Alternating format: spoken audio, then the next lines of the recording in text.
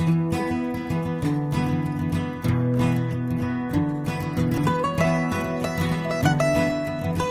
what's going on, guys? Got another video here for you. This is the concealment dresser. I've done a video of one of these in the past, but it was kind of crude. It used a door latch and a piece of rebar, and it just needed a little refinement. So after about 10 different versions of this thing, I think I came to something that's pretty decent. So I thought I'd share it with you guys. Just to note though, that first dresser still works just fine to this day. I think it's been about 3 or 4 years, and I wasn't really expecting that thing to be problem free, just because of all the parts that I kind of hacked it together with. But this new design is far superior to the old version, and I could ship it to someone without worrying about problems popping up down the road. I've also been working on a set of plans for this dresser, as well as a website for rough cut creations. I'll put a link in the description, and you can check it out if you want.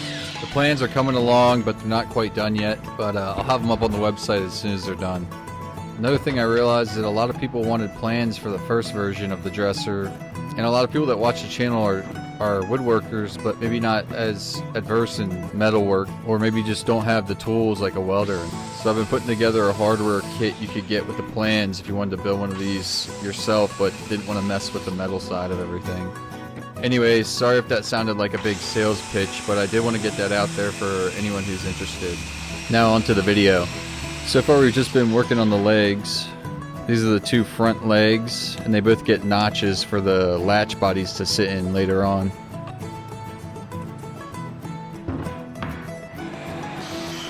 Now we're breaking down some 3/4 inch Baltic birch plywood to make it easier to bring it over to the table saw.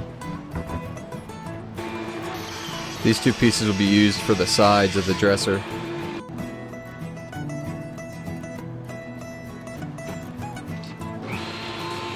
The sides are going to be L-shaped, so we're stopping the cut before we go all the way through.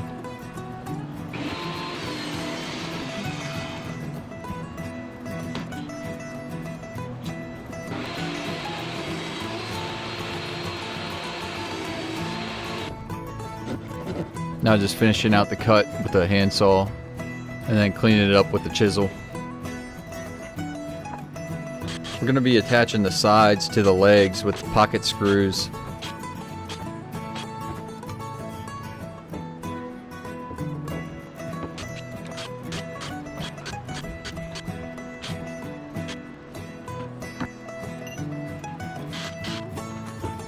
Here we're aligning everything, making sure it's where it needs to be, and then screwing it in with the pocket screws. This is going to be the right hand side of the dresser. So once it's all screwed together, this side's done. We're moving on to the left hand side. The left hand side of the dresser is going to have the hidden lever in it, so it's actually going to be cut into 3 pieces. But first we're going to screw it all together with the pocket screws, take it back apart, and then after we cut everything, when we go back to screw it back together, those screws will find their old holes and everything will line up perfect. Now we're cutting out the hidden lever.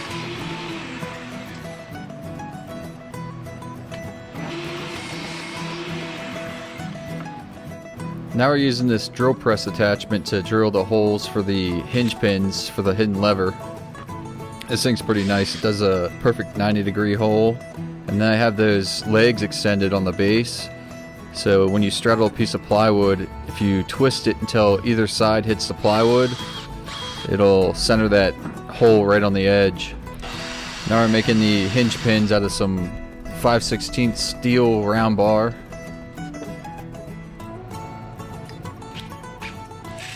Then give them a little chamfer on the end.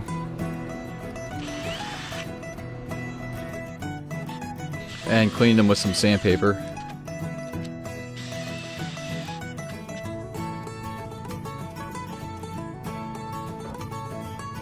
I like to hit them with a little wax so they can move nice and smooth in there.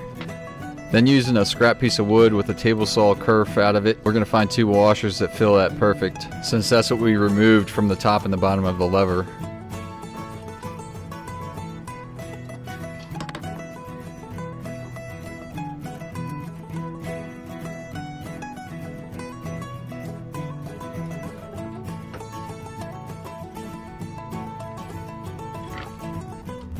Now we're taking a little bit off each end of that lever just to make sure it has the clearance it needs. And putting it all back together with those old screw holes to make sure everything's lined up perfectly.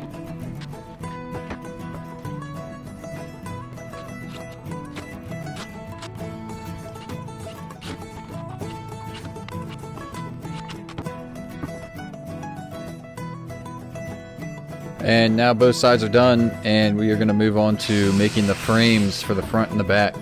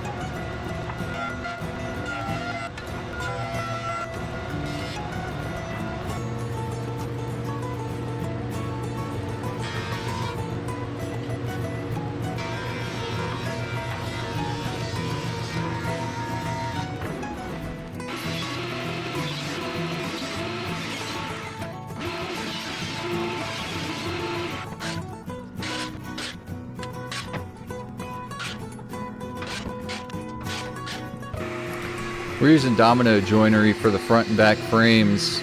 I've used pocket screws before and they work just fine, but this will make it a little easier to assemble, not having to worry about those screws in there. A lot of people hate on pocket screws, but in my opinion they work pretty good as long as you're using them for the right application. I don't think I've ever had a pocket screw joint fail, but I have ran into a couple things that could be considered as disadvantages for them. Like if you had to cut something that was joined with pocket screws, you run the risk of getting into one of those screws and destroying your blade. Or if you're attaching something to something that's already been joined with pocket screws, you can run like a screw into the pocket screw and split the wood. Or like a trim nail, if you hit a pocket screw with a trim nail, you can turn it around and shoot it out the face of whatever you're nailing. But in my opinion, I've ran into all these things, and as long as you know where the pocket screws are and you avoid them and you don't have to park a car on it, they work just fine. Anyways, now we're gluing up the front and the back frames.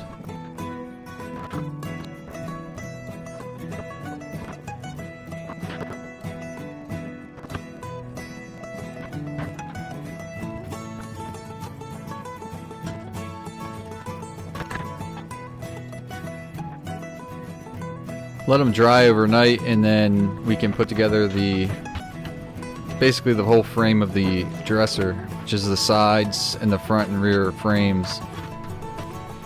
I like to use the tabletop as a giant square for big projects like this, just lining up both edges with the edges of the plywood.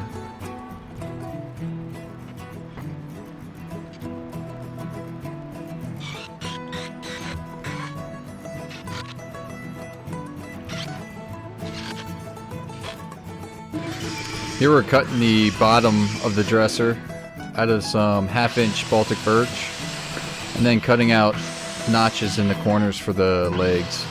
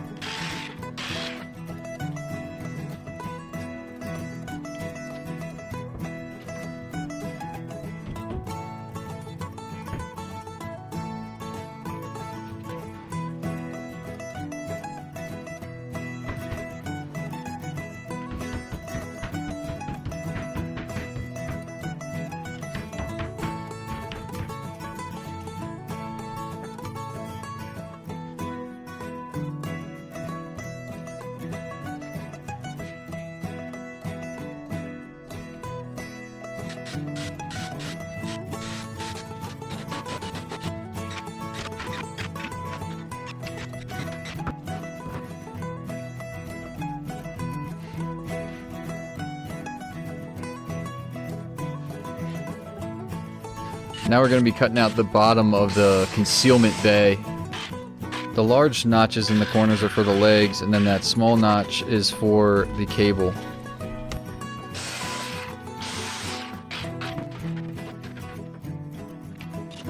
Now we're attaching some supports for the bottom of the concealment bay.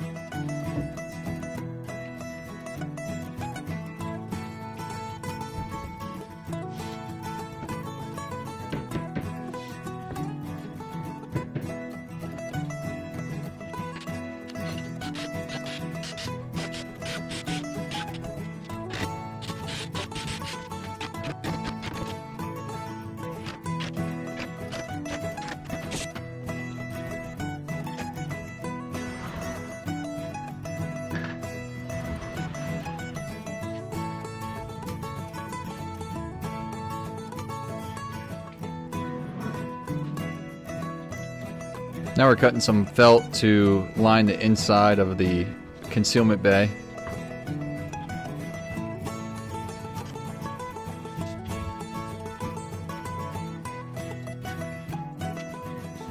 And then using some spray adhesive to attach it. I'm using the high strength 90 spray adhesive from 3M. That stuff's insane, sticks so good. The only thing is once you stick it, that's where it needs to be, because it's probably not coming off in one piece.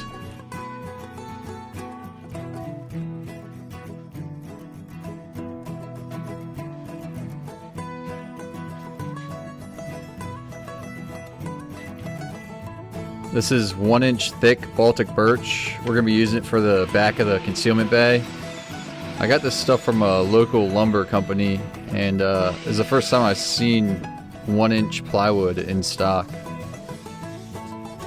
With this spray adhesive, you're supposed to wait a minute or two in between spraying and then joining the two pieces. But one of the tests you can do after waiting is to touch it with your finger. If it comes off, then it's not ready yet.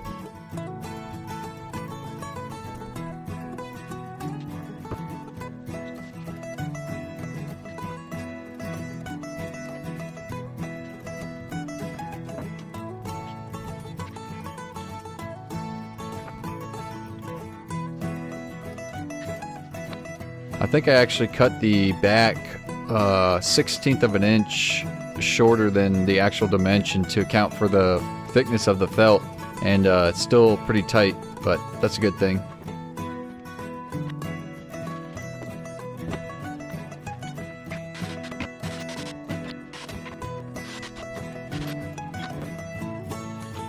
The back is a little shorter than the sides so that the hinge has a spot to sit.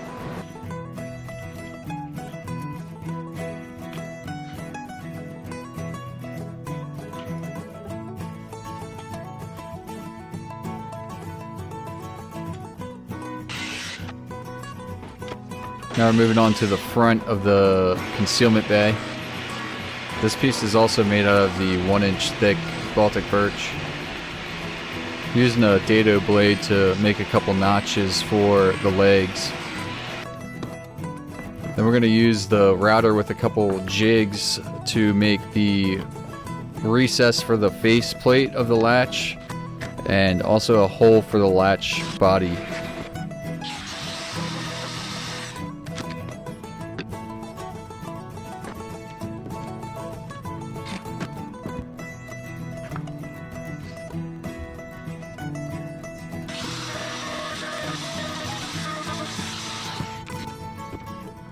This is one of the latch body assemblies that I made from one of the previous dressers, just seeing if it will fit. The face plates for this dresser are going to be a little different though. They'll fill out that gap. And then this is what it looks like before the felt.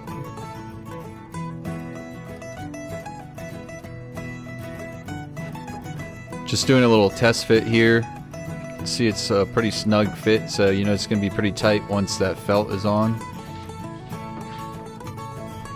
And then just trying to give you guys an idea of what all the little notches are for.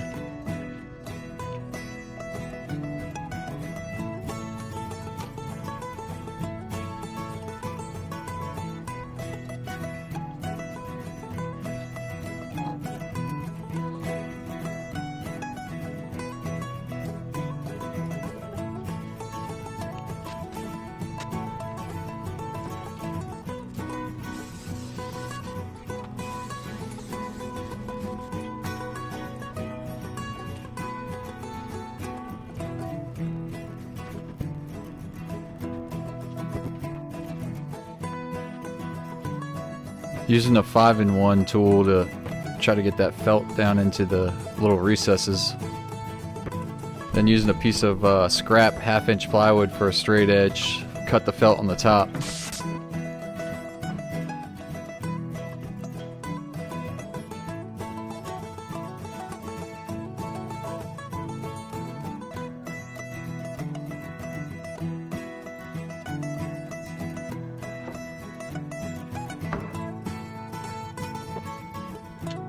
Now the front of the concealment bay was a pretty tight fit, and I wanted to make sure there wasn't a bow to it from the pressure. So I took a straight edge and clamped it straight, making sure that when I did screw it in, everything was nice and straight. Now that the skeleton of the dresser is pretty much done, it's time to move on to the latches.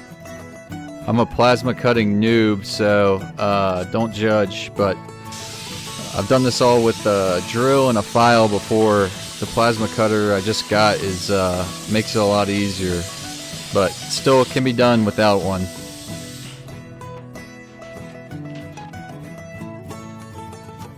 I made a couple jigs for cutting stuff out with the plasma cutter, and they work pretty good. It's just like an oversized version that the tip of the plasma cutter rides. The square tube is going to be the barrel of the latch assembly. So the striker is going to be in there, and it's going to be sliding back and forth, so it's got to be a nice, smooth, tight fit in there. There's going to be a pin that goes through that slot into the striker, and that's what's going to slide it forward and backwards. Here we're working on faceplate for one of the latches. Haven't cut it out all the way yet because it makes it a little easier to work on. Now we're making a bevel for the weld.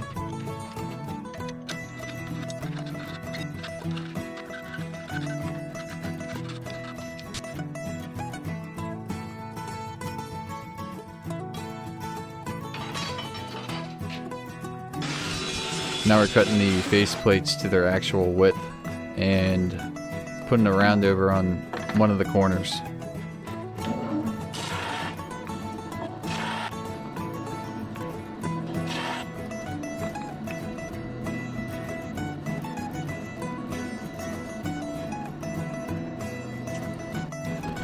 These two holes will be used to mount the whole latch assembly at the end.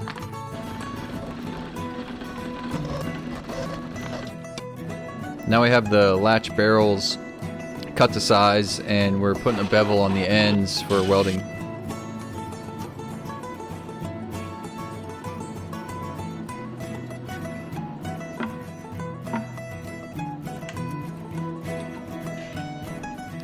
Now it's time to cut out the strikers.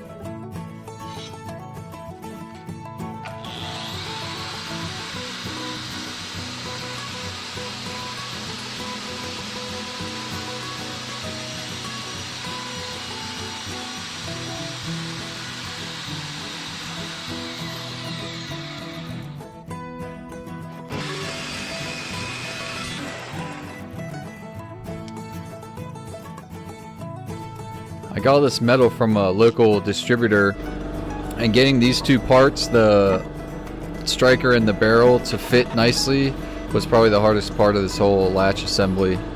Once I figured it out, it was pretty easy after that, but all the metal is hot rolled, so there's no like tight tolerances or anything like that.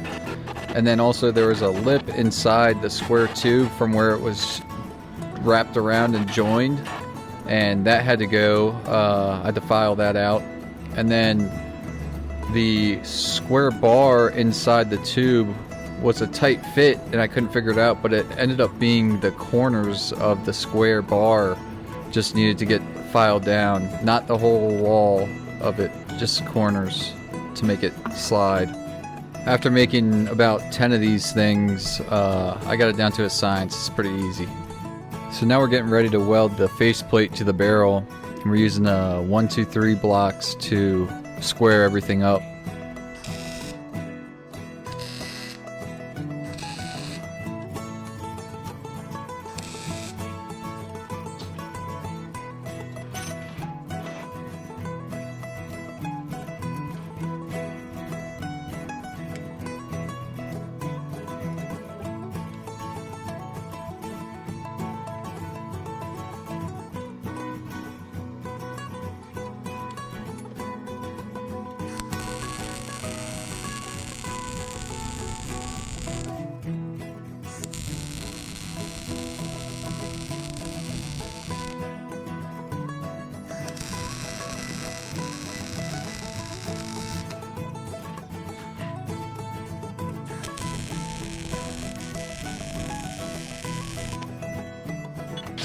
Here we're going to be grinding down the weld, and if there's any gaps left over, we're going to be hitting them with the welder and then grinding back down until we have a smooth surface.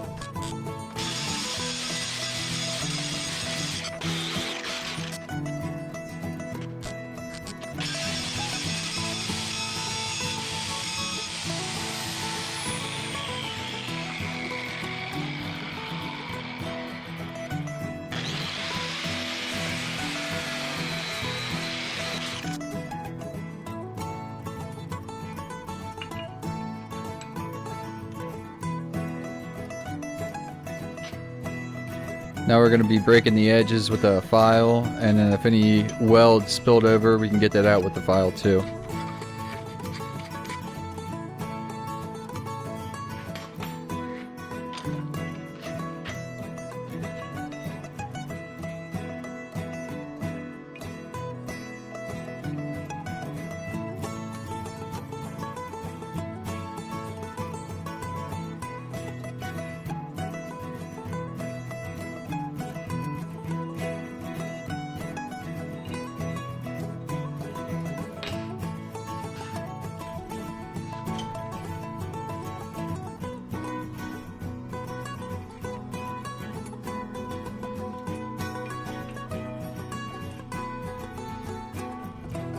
Here we're welding the end caps on.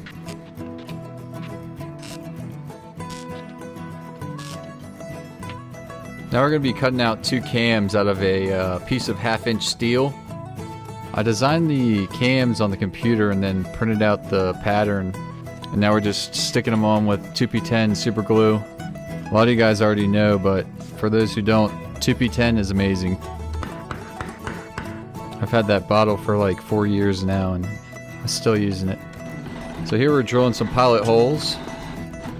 Both of the cams are going to have a 1/2-inch hole so they can be mounted onto an axle.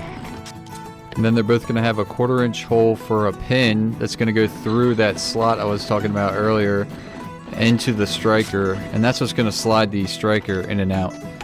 And then the larger cam is going to have one more hole, and that's going to be to mount the cable.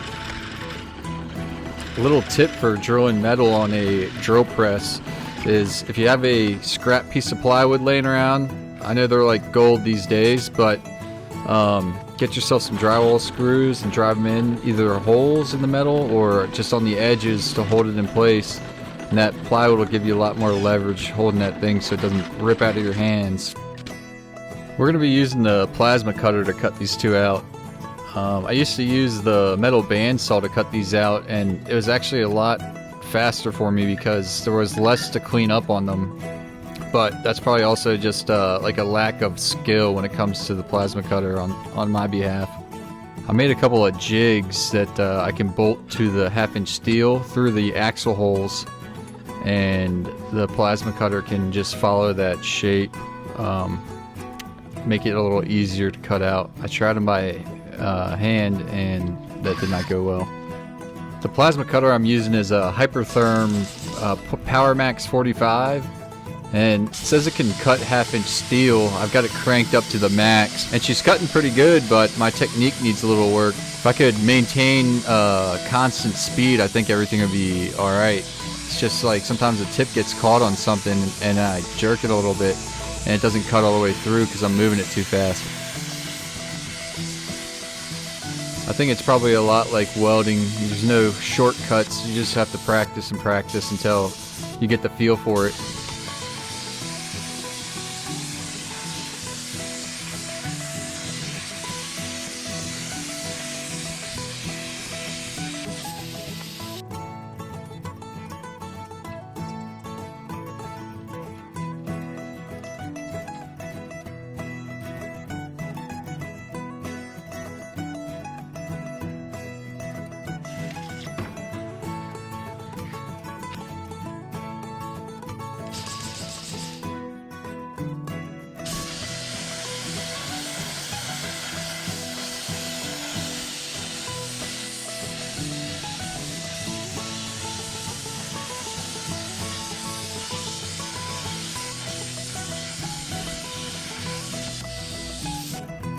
Now on this one, the jig actually loosens up a little bit. I don't know if it was the heat, warping things, maybe expanded the bolt, making it looser, or if it was the paper pattern that I had underneath that was super glued.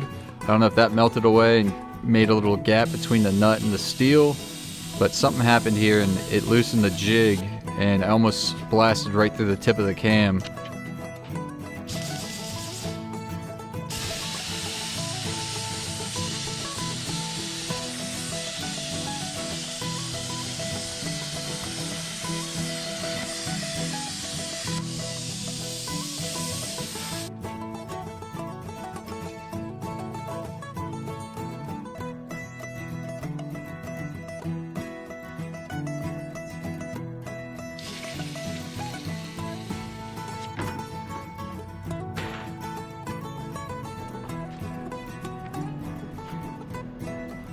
For me, at the moment at least, the bandsaw is definitely easier to make these on, but the plasma cutter is way cooler.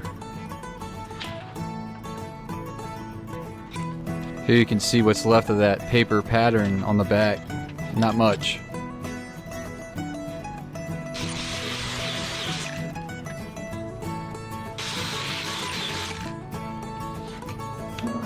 Now we're going to be cleaning these guys up on the disc sander.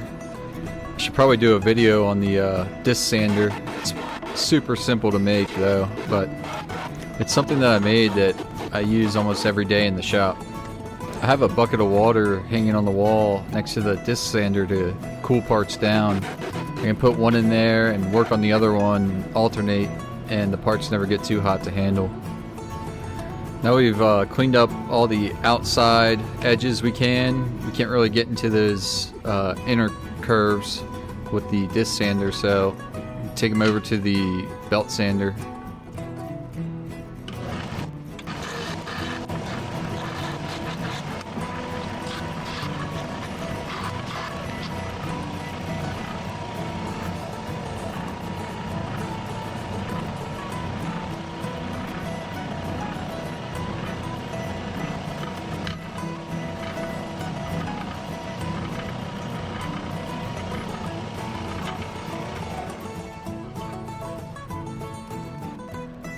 Now we're laying out the hole that we're gonna drill and tap for the set screw so we can lock the cam in a particular position on the axle.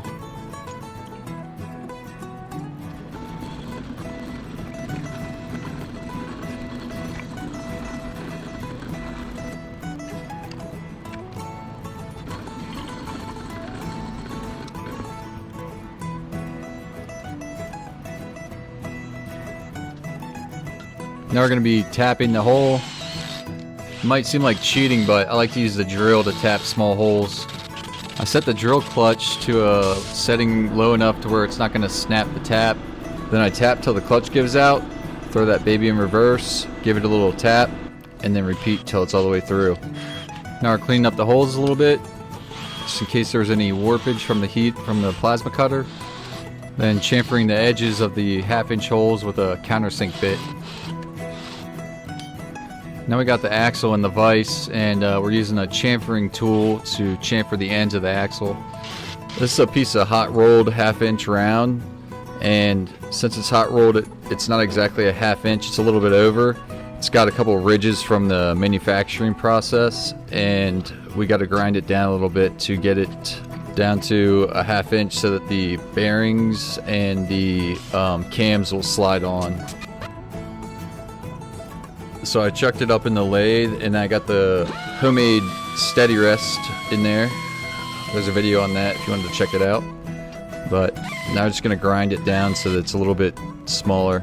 Even with the steady rest, since it's sticking out about a foot, it had a little bit of wobble to it. And there's two options. There's either move that bed extension up so that I could slide the steady rest all the way out to the end, or make a post that I could put into the tool rest, and then that would give it a little more stability. So I wasn't grinding like a oval into the axle shaft. And this is just a piece of 1-inch round bar. It's hot rolled also, so it needed a little cleanup to be able to fit into that tool rest banjo.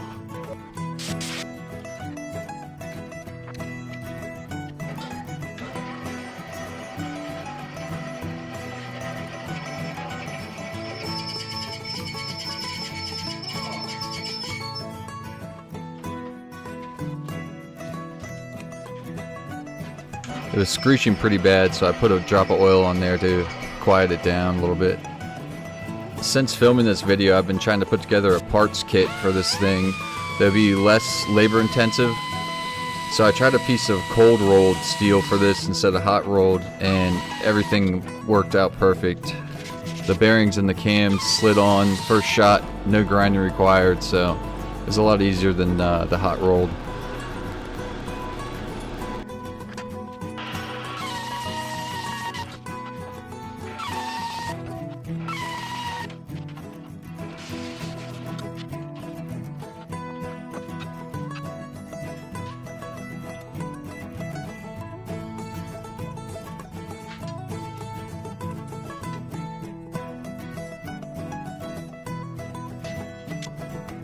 Now we're back over at the dresser frame, drilling some holes for the mounted bearings that'll carry the axle shaft.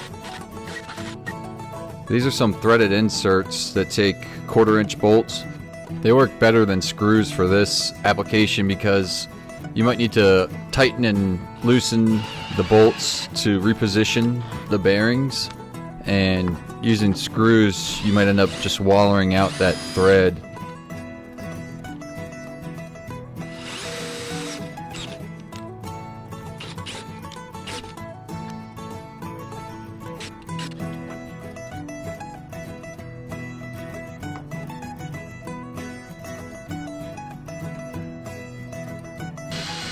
Now we're cutting 1/4-inch pins to go into the cams. These will be the pins that drive the strikers.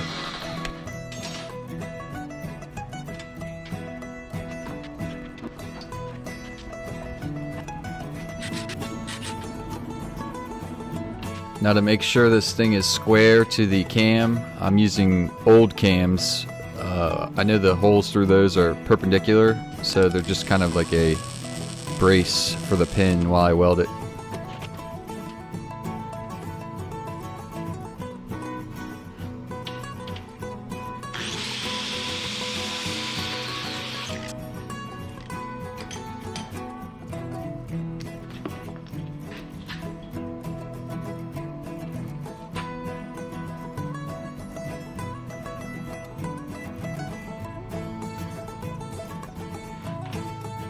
Now we're going to move over to the cable. The two cable ends are going to be soldered on, and when you're soldering on a end to a cable, you want to do something called bird nesting, and it's where you fray the end of the cable so that it has something to grip into the hole that you're soldering it into. I've seen bird nest tools online. They're around $100, but I just made this one out of 2 pieces of 1/2-inch steel, and then just put a little grinder cut through either side so the cable kind of fits in there, but it still grips it.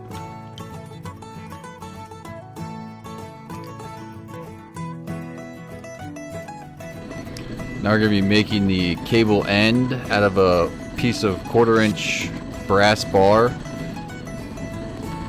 Drilling a 3/16 hole for the solder cup, and then we're going to drill all the way through with a 1/16 inch bit. The cable is a 1/16 inch.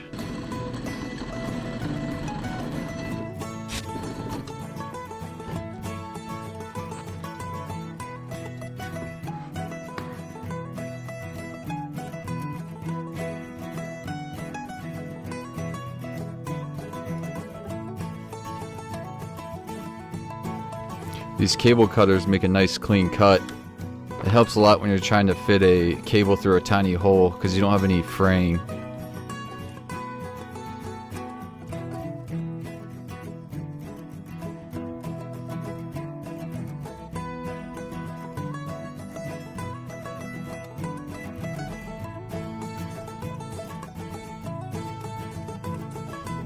Now you can kind of see what that bird nesting was for.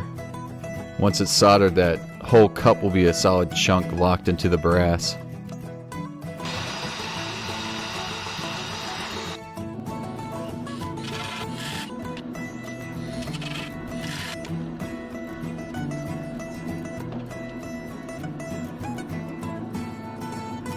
That's one cable end done, and it's time to solder. We're going to be using a solder pot to solder this thing. It's basically just a hot pot of liquid solder.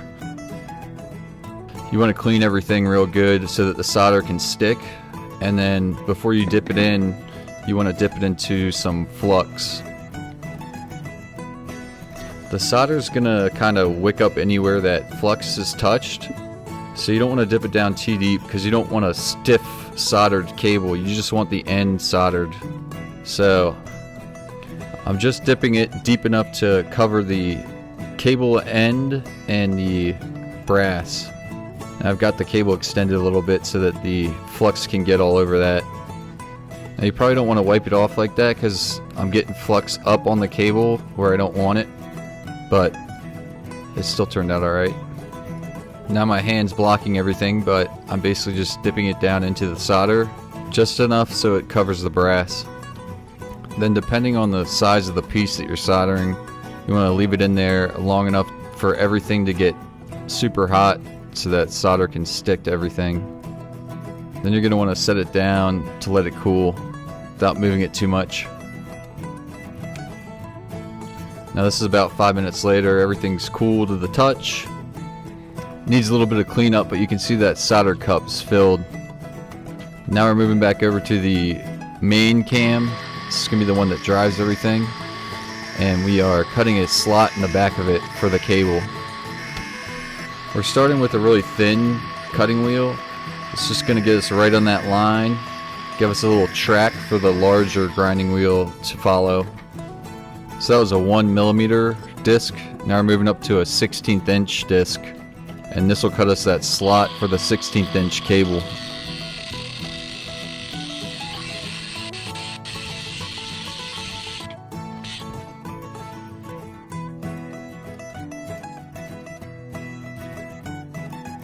Now we're cutting another slot in this thing so that we can get the cable down into where it needs to be. Now cleaning up that cable end that we just soldered. Now you can kind of see what's going on with that cable and how it's going to work.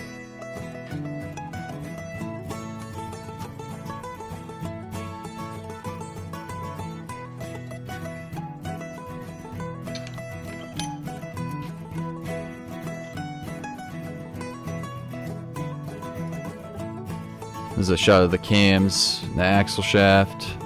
Everything's been cleaned up.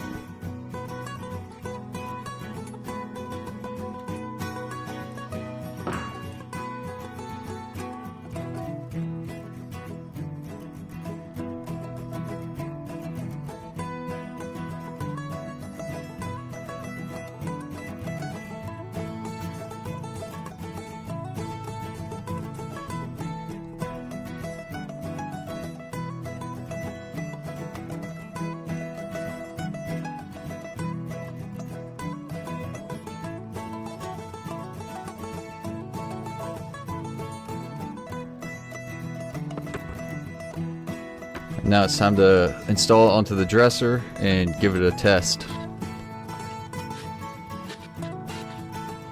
The bearings have set screws on them, so the axle can't slide side to side.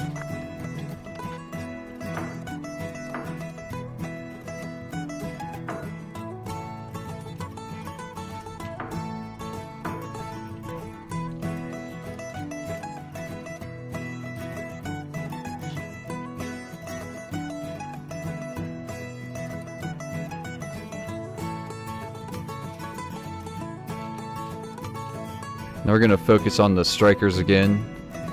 We're going to be drilling 5/16 inch holes in the strikers. This is going to accept a 1/4 inch pin. The reason that we're oversizing the holes in the strikers is because the 1/4 inch pin is going to follow an arc when it's on the cam. And with an arc, you're going to have some up and down movement, not just linear. So you need to oversize that hole through the striker to give it room to move.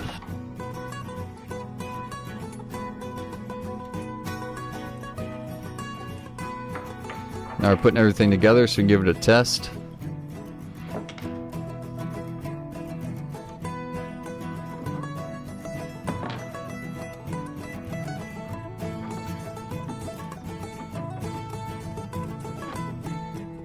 And then setting the cams to the right position and locking them on the axle with the 1/4 inch bolts.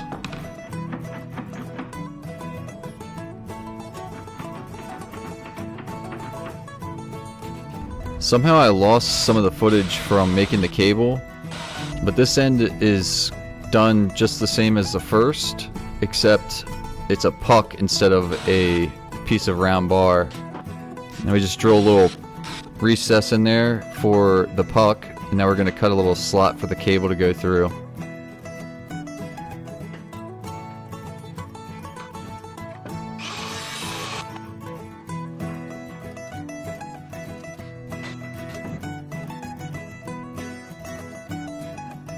Now we're just trying to slide that puck into place and pop it into the recess. And then you can't see underneath is tightening the adjusters for the cable to make everything nice and tight.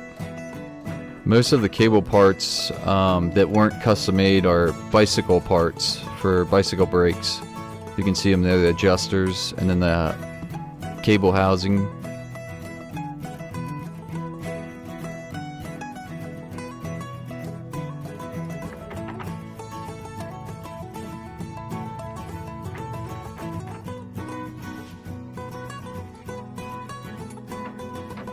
Now we're putting the spring on the hidden lever. This will just ensure that it returns to its position. The springs on the latches will send those back, but not necessarily move the lever back to where it needs to be. So this spring takes care of that. You can also see the 2 stops that were added to the lever to make sure it lines up each time it closes.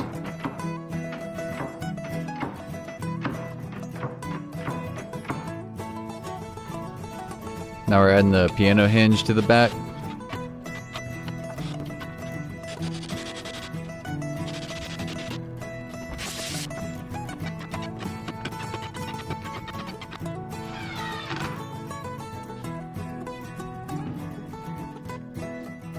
Then cutting the rubber for the bottom of the concealment bay.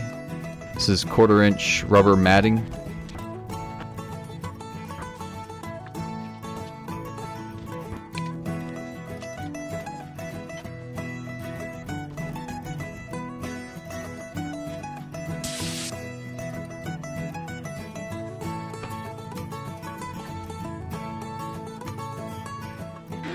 Now we're moving on to the top. This is 3/4 inch pre-finished maple plywood.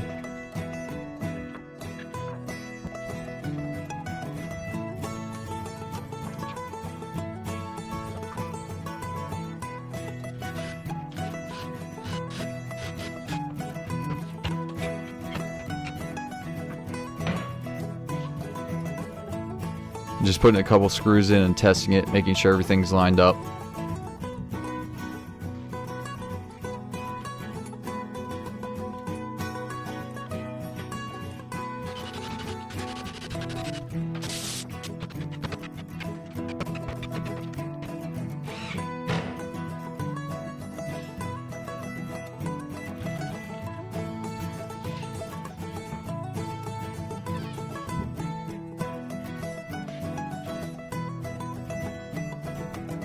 And it's time for the latch catches.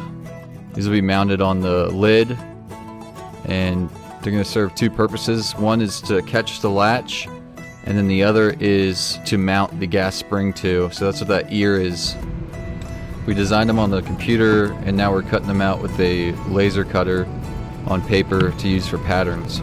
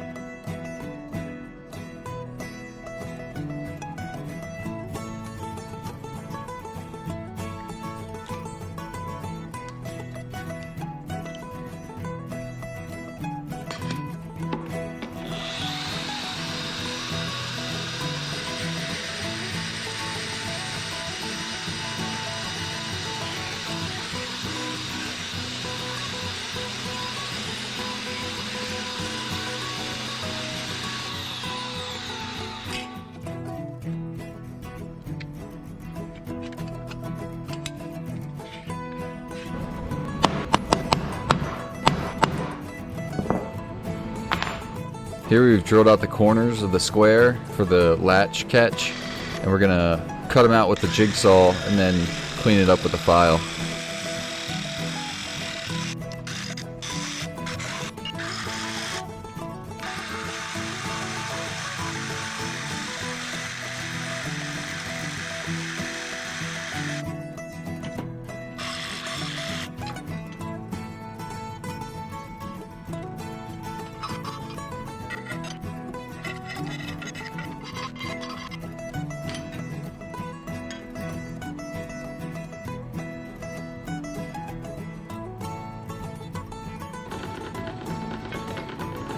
Now we're drilling some pilot holes for the mounting bolts.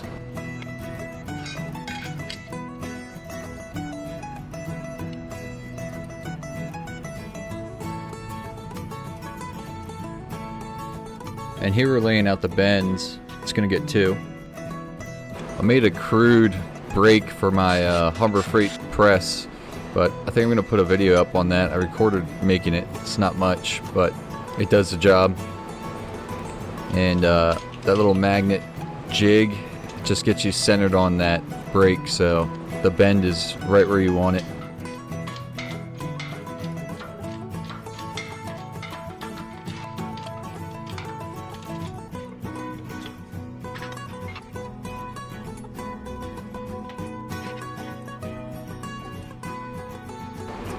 Now we're laying out for the bend for the ear that the gas spring is going to be mounted to.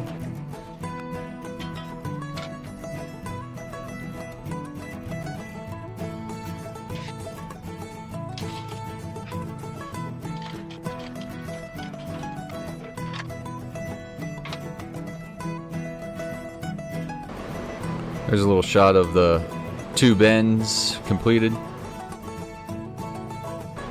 And this is a little close-up on the brake that I made.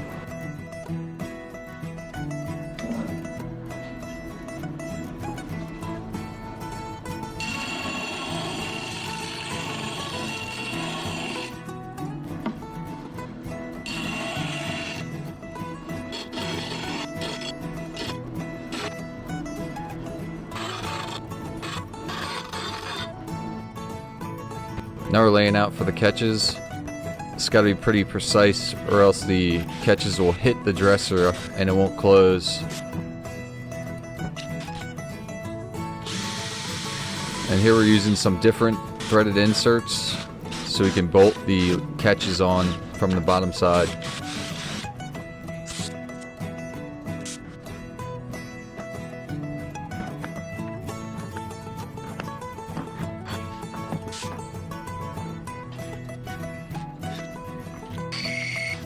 Now going back and drilling out those pilot holes for the right size for the mounting bolts.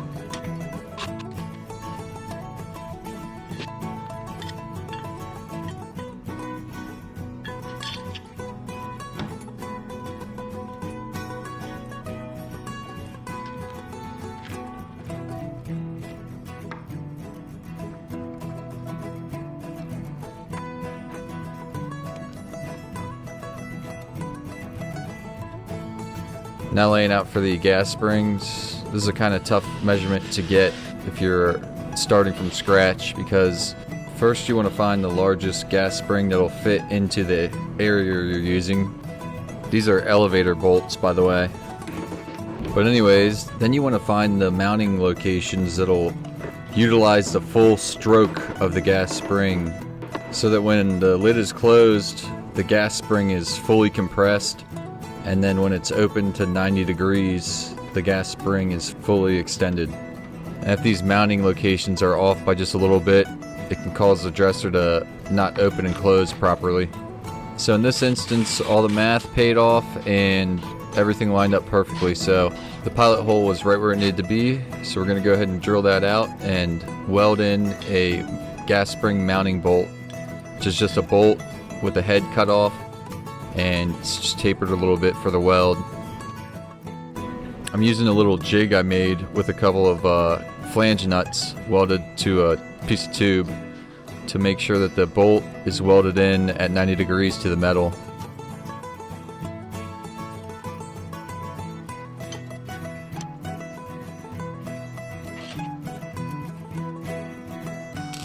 Now doing a nice thick weld on it, making sure that the heat gets through everything so we get a nice penetration on the weld.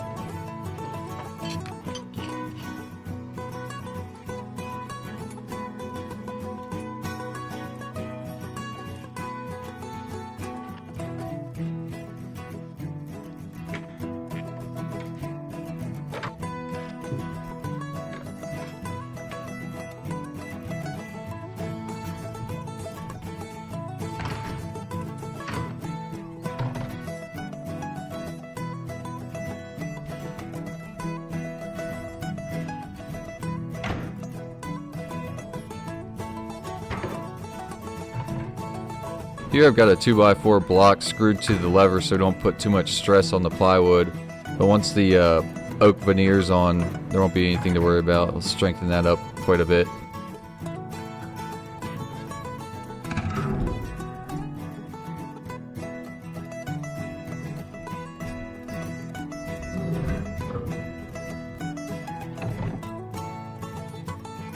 This is some metal blackener I saw in a Duresta video a long time ago, and it basically just turns the metal from silver to black. I'm not sure if it's the same thing as a black oxide finish, but it looks very similar.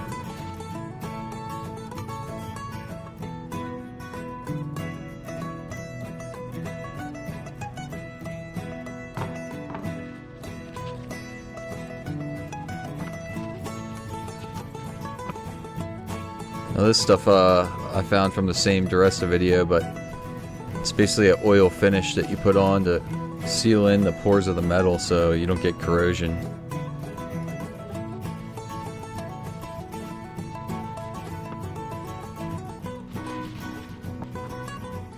Now we're getting started on the drawers. These are going to be made out of a 1/2-inch maple plywood that's pre-finished on both sides, so the inside and the outside of the drawers will be pre-finished.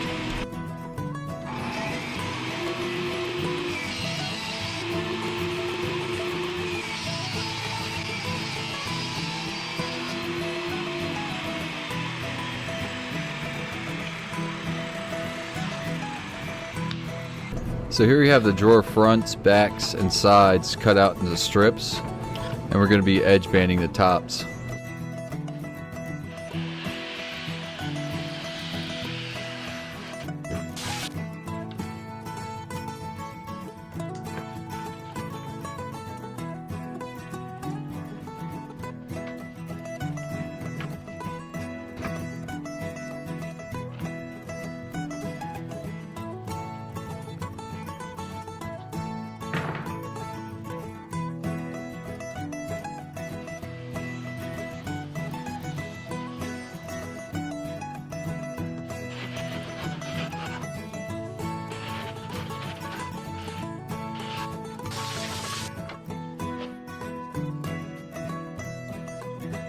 So edge banding, you use a little bit of a thicker piece of edge band, and then you trim the sides.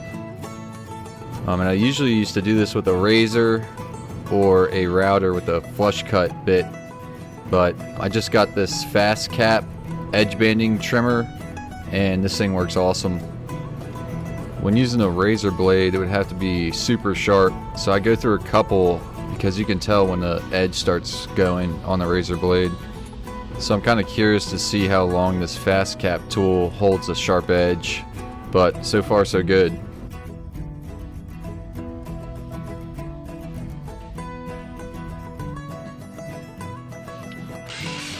Now we're cutting them down to smaller pieces so we can cut them to their final length on the table saw sled. I made this table saw sled back when I shot this video and actually filmed it, so I might do a video on this down the road. This thing works great for making repetitive cuts on longer pieces. These are some of the first cuts I made on the table saw sled, so just wanted to check and make sure everything was cutting at 90 degrees.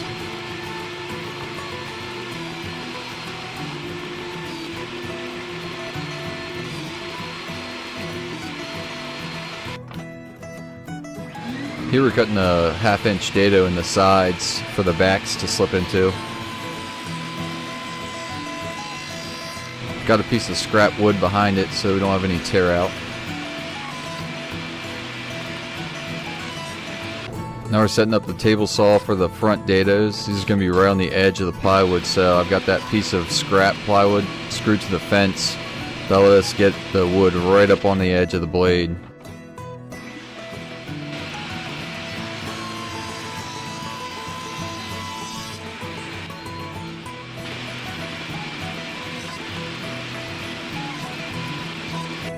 Now we're setting it up for the bottom dados, for the bottom of the drawers. With everything, I always do a test cut, make sure everything looks good before I use it on the actual project pieces.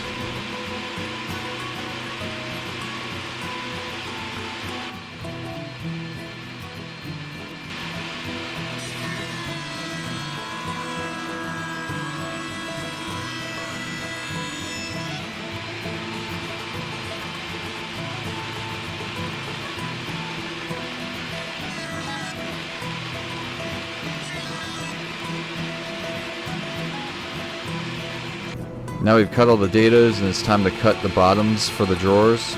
These are going to be 1/2 inch pre-finished maple plywood also.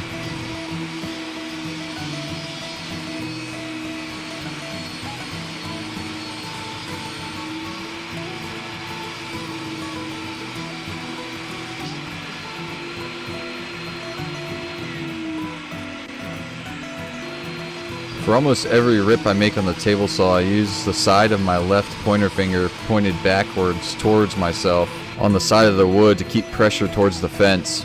I follow the wood until it gets close to the blade, and then I stop my hand from moving any closer while keeping that same pressure. The one thing I always worry about is splinters like that, dragging my hand into the blade. So always keep that in mind and cut slow when I'm doing something like that. It's the one thing that you can't really control.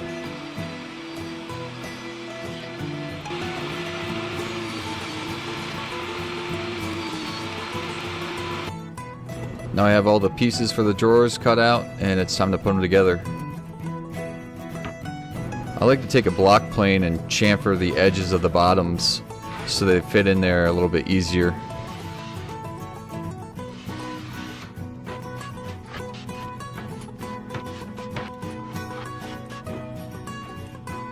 Also use the block plane to break the edges on the bottoms of the drawers. All the dados are pretty tight, so I like to sand the edges of the backs too, since they're going to be fitting into a dado slot.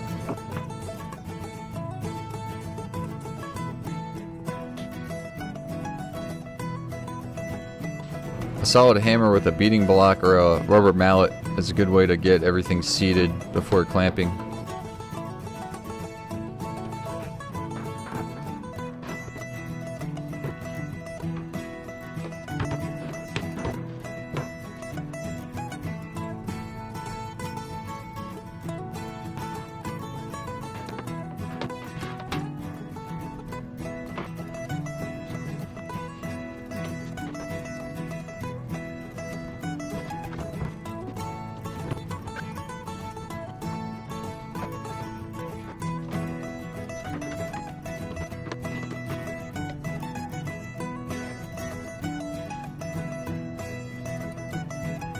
Using the pre-finished plywood is pretty nice because if you do have any glue squeeze out, it's pretty easy to wipe off of the finished surface.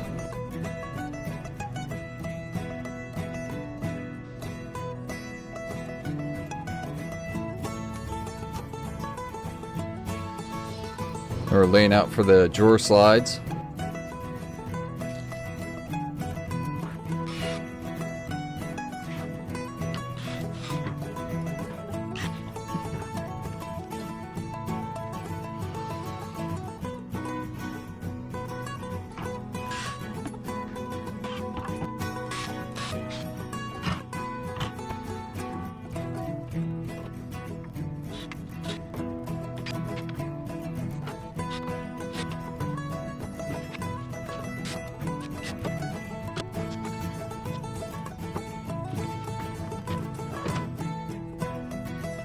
Now we have all the drawers installed and we're finishing the front of the concealment bay. I wired this one up with some LED lights.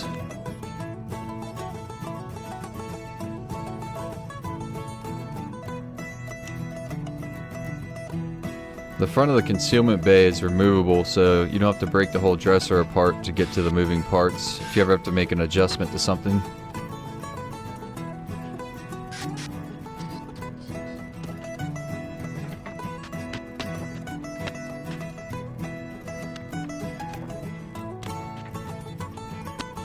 Now we're making up the cap for the front. This will be covering all the moving parts.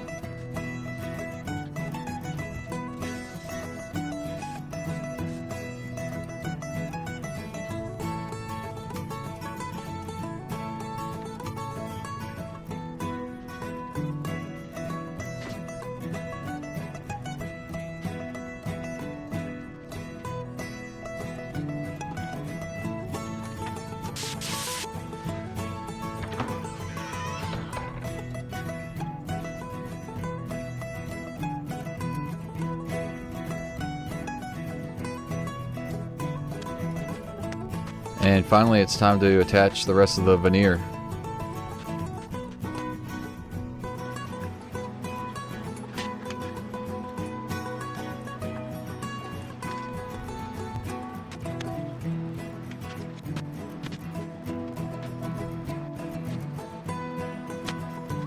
This is the lever piece that you're going to push to open everything. And I've got it chamfered so there's not much contact with the surrounding wood.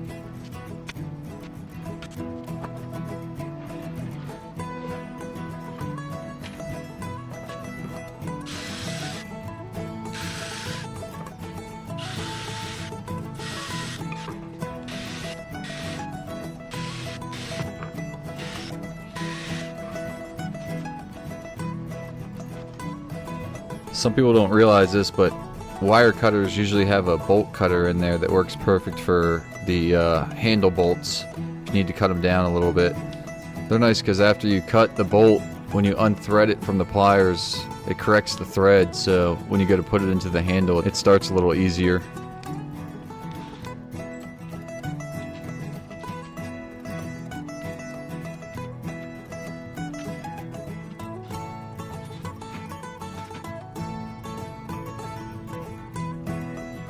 Now we got everything upstairs in the makeshift spray booth.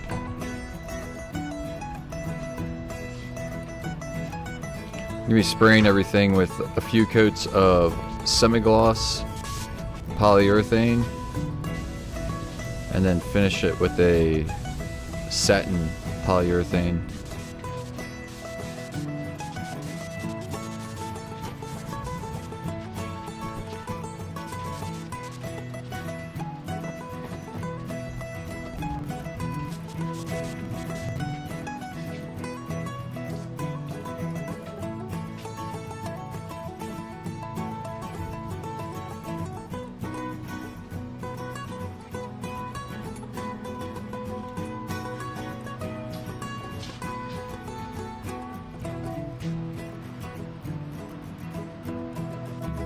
And it's done.